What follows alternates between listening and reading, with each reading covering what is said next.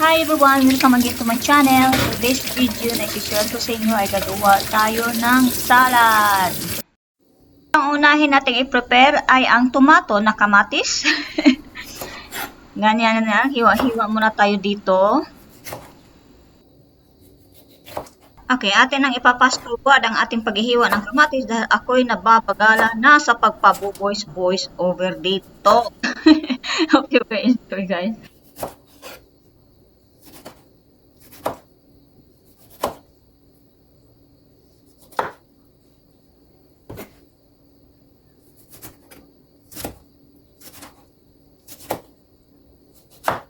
At ito nga na, tapos na ang ating paghihiwa. Ito, nakikita nyo namang tapos na ang ating paghihiwa. Ilalagay na natin sa plato. Saan ba naman natin ilagay? Alam naman sa sahig. Ito nga sa plato.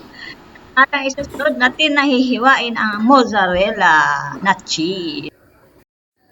At ito na ang ating dalawang bilog na mozzarella. At hihiwain natin ng paganyan. Para ilagay natin to sa ibabaw ng ating kamatis na tomato. Sarap niya nito. Ito ang paborito kong cheese.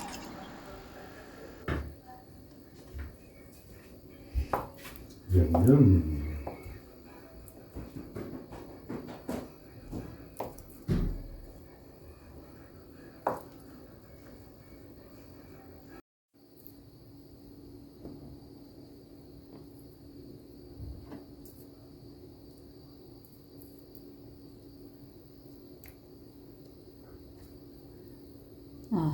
Subig. At ganito yan guys, ilalagay yung mozzarella dyan sa ibabaw ng kamatis. At sa totoo lang, nakalimutan kong ilagay yung basil muna bago yung mozzarella. Dahil sa kabibideo ko dito, nakalimutan ko na yung basil, ganyan, binaliktad ko na lang ulit. Hiniwa ko pala ulit yung mozzarella kasi ang lalaki nila. So, ayan, nilagay ko yung basil sa ilalim, inulit ko yan. Tapos, ganyan lang yan.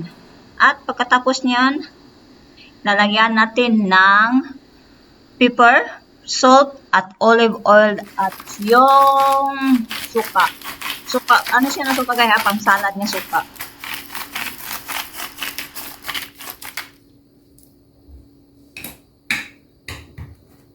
At ito na nga guys, tapos na ang ating pasalad. Salamat, thank you for watching. At it's ready to eat for our salad with kamatis, mozzarella, basil. Salamat guys, thank you for watching everyone. Have a good day.